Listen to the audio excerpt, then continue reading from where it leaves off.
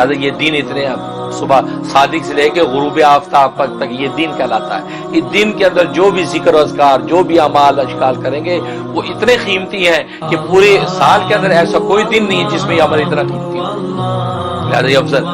اور فرمایا حدیث میں آتا ہے کہ رمضان کی آخری جو 10 راتیں ہیں وہ یہ اس ذی الحجہ کی 10 راتوں سے افضل ہے، کیونکہ اس میں طاق رات لیلۃ القدر اس سے افضل ہے.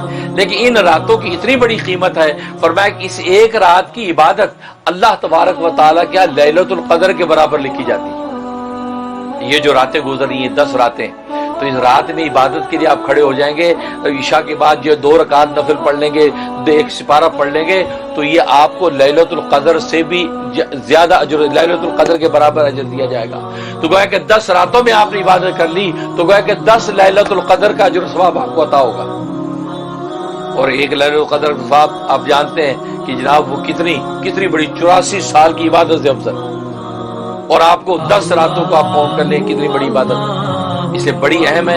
لہذا اس میں جو ہے کثرت سے لا الہ الا اللہ کی ورد کریں، کثرت سے استغفار کریں، اور کثرت سے قرآن کی تلاوت کریں، اور نوافل پڑھیں، اس کا اہتمام کریں. تو راتوں کے اندر کم سے کم 10 نوافل پڑھنے کا اہتمام کر لیں. بھلے مغرب سے عشاء کے درمیان میں پڑھ لیں، بھلے جو ہے رات سونے سے پہلے 10 نفل پڑھ کے اللہ سے خیر مانگ لیں. اور اسی دن کے اندر جو ہے قرآن کریم کی تلاوت کم سے کم 1 پارہ تلاوت روزانہ کر لیں، اور 500 مرتبہ استغفر اللہ ربی من کل ذنب واتوب الیہ، یا استغفر اللہ الذی لا الہ الا هو الحی القیوم واتوب الیہ، یہ 500 مرتبہ. اور لا الہ الا اللہ محمد رسول اللہ، لا الہ الا اللہ، لا الہ الا اللہ، یہ 500 مرتبہ پڑھ لیں. اسی طرح سبحان اللہ والحمد للہ ولا الہ الا اللہ واللہ اکبر ولا حول ولا قوت الا باللہ العلی العظیم 500 دفعہ پڑھ لیں. اور صلاۃ والسلام درود شریف اللہم صلی وسلم بارک علی محمد وعلی آل محمد، یہ جو ہے یہ آپ پڑھ لیں 500 دفعہ. جو میں درود بتاتا ہوں وہ والا پڑھ لیں، اللہم صلی وسلم بارک علی سیدنا محمد النبی الأمی وآلہ وصحبہ الف الف مرتين، یہ بھی پڑھ سکتے ہیں. اور یہ دروشی بھی پڑھ سکتے ہیں اللہم صلی وسلم وبارک علی محمد وعلی آل محمد کما صلیت وسلمت وبارکت علی ابراہیم وعلی آل ابراہیم انک حمید مجید. یہ درود ابراہیمی کو مرج کر دیا ہے، یہ درود ابراہیمی آپ پڑھ لیں تو 500 مرتبہ یہ پڑھ لیں تو انشاءاللہ آپ دیکھیں ان کی پوری حقیقی برکات و ثمرات آپ کو نصیب ہوگی. باقی قربانیاں تو ہے یہ عظیم عمل، وہ ان 3 دنوں کے اندر آپ عمل کریں، جو ہے وہ 10، 11 اور 12 ان کے اندر کریں. اور سب سے بڑا اس کے اندر ایک نوٹ کر لیں کہ عرفہ کا روزہ، آپ کو پتا ہے کہ یہ جو ہے یہ جو دن گزر رہے ہیں یہ یکم ذی الحجہ سے ایک روزہ اگر رکھیں 1 سال کے برابر اجر و ثواب ہے. اور حدیث میں فرمایا کہ جب 9 کا روزہ رکھیں گے یعنی عرفہ کے دن کا روزہ رکھیں گے، وہ روزہ جو ہے وہ 1 سال کے برابر بھی ہے. اور مزے کی بات نبی فرماتے ہیں کہ مجھے امید ہے اللہ تعالیٰ سے کہ یہ 1 سال پہلے اور 1 سال آئندہ کے گناہوں کا کفارہ بھی ہے، یعنی گناہ معاف کروا دے گا. تو 9 کا جو روزہ آ رہا ہے یعنی یوم عرفہ کا روزہ اس کو بولتے ہیں. اور عرفہ کا روزے کا مطلب یہ ہے کہ جب میدان عرفات کے اندر حاجی پہنچیں گے وہ جو دن ہے اس دن کا روزہ، اور وہ اس 2021 کے اندر جو ہے وہ منڈے کا دن بن رہا ہے، کیونکہ ٹیوزڈے کو جو عید الاضحیٰ ہے، لہذا جو ہے وہ منڈے کا دن بن رہا ہے. تو منڈے کو جو ہے آپ جو ہے وہ عرفہ کا روزہ رکھیں. باقی آپ کی دنیا میں لوکل کیلنڈر کچھ بھی ہو، میں نے رات بھی اس مسئلے کو کلیئر کیا ہے، منڈے کا روزہ آپ رکھیں گے تو یوم عرفہ کے روزے کا اجر اور آپ کو فضیلت ملے گی. لہٰذا پیر کا روزہ رکھیں، ٹھیک ہے، پیر کا روزہ رکھیں. اگر آپ کے ملکوں کے حساب سے، جیسے پاکستان میں اس دفعہ جو ہے وینسڈے کو عید ہے، تو وہاں ٹیوزڈے جو ہے وہ 9 ذی الحجہ بن رہی ہے.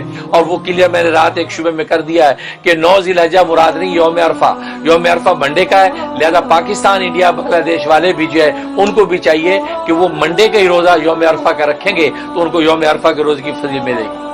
کیونکہ ٹیوزڈے کا رکھیں گے تو عرفات کے اندر حاجی ہے ہی نہیں، جبکہ حاجی کی مماثلت کی وجہ سے تو اس کی فضیلت تھی، وہ مماثلت نہیں رہی تو پھر آپ روزہ رکھ رہے ہیں. لیکن پھر بھی آپ رکھنا چاہتے ہیں تو میں نے یہ کہا تھا کہ آپ منڈے کا لازمی رکھیں یوم عرفہ کی فضیلت لینے کے لیے، لیکن ساتھ ٹیوزڈے کا بھی شامل کر لیں. آپ کے لوکل کے حساب سے 9 ذی الحجہ بن رہی ہے، اب وہ بھی رکھ لیں، کیونکہ بہت سے اسکالر وہ بھی کہتے ہیں کہ 9 ذی الحجہ مراد ہے. لیکن میں نے تو یہ بات کہی کہ میری ناقص تحقیق یہی ہے کہ چونکہ یوم عرفہ کے ساتھ اس کی فضیلت ہے، تاریخ کے ساتھ اس کا تعین نہیں ہے۔ اگر تاریخ کے ساتھ تعین ہوتا تو نبی پاک صلی اللہ علیہ وسلم جو ہے حج کی فرضیت سے پہلے بھی 9 ذی الحجہ کی فضیلت والا روزہ رکھتے یا اس کی فضیلت بیان کرتے، لیکن جب حج کا تصور آیا، نزول ہوا، اس کے بعد آپ نے یوم عرفہ کی بات کی، فضیلت کی بات کی، تو معلوم ہوا کہ یوم عرفہ کے ساتھ مماثلت کی بنیاد پر اس روزے کی فضیلت یا تو وہ آپ رکھیں۔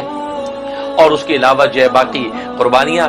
اب آگے ایک اور تکبیرات تشریق کا مسئلہ سمجھ لیں کہ 9 ذی الحجہ جو ہوگا، 9 ذی الحجہ کی فجر سے لے کے 13 ذی الحجہ کی عصر تک ہر فرض نماز کا سلام پھیرنے کے بعد ایک مرتبہ بلند آواز سے تکبیرات تشریق کہنا واجب، مردوں کے لیے بلند آواز سے ہے، عورتوں کے لیے آہستہ آواز سے کہنا واجب۔ اللہ اکبر اللہ اکبر لا الہ الا اللہ واللہ اکبر اللہ اکبر وللہ الحمد، ایک مرتبہ بلند آواز سے، پھر باقی جو کہنا ہوا پھر باقی 2 مرتبہ کہنا جو ہے یہ سنت ہے۔ لہذا عام نمازوں میں جب ہوں تو یہ مرد جو ہے بلند آواز سے 1 مرتبہ کہیں، 3 مرتبہ بلند آواز سے کہنا سنت، اور عورتیں جو ہے یہ آہستہ آواز سے کہیں گی، 1 مرتبہ کہنا واجب، 2 مرتبہ مزید کہنا یہ سنت۔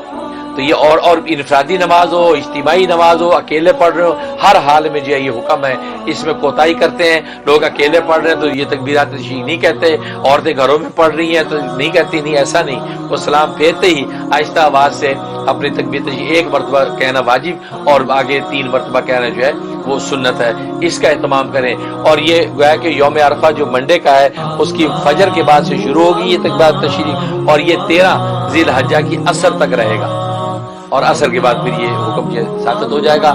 یہ اس کا اہتمام کریں، یہ بہت اہمیت کی حامل ہے۔ باقی اللہ تبارک و تعالیٰ یہ جاج کرام جو حج کے لیے پہنچیں گے ان کی حج کو اللہ قبول فرمائے، اور اس سال کا حج جو ہے بڑا جو ہے افسوسناک، اندوناک ہے، دل دکھا ہوئے امت مسلمہ کا کہ حرمین شریف کے اندر وہ رونقیں جو ہر سال حج میں ہوتی تھی، یہ کورونا وائرس کا مرض اور دیگر جو بھی وجوہات ہیں اس وجہ سے اس سال حج اوپن نہیں ہے جس انداز سے ہو رہا ہے۔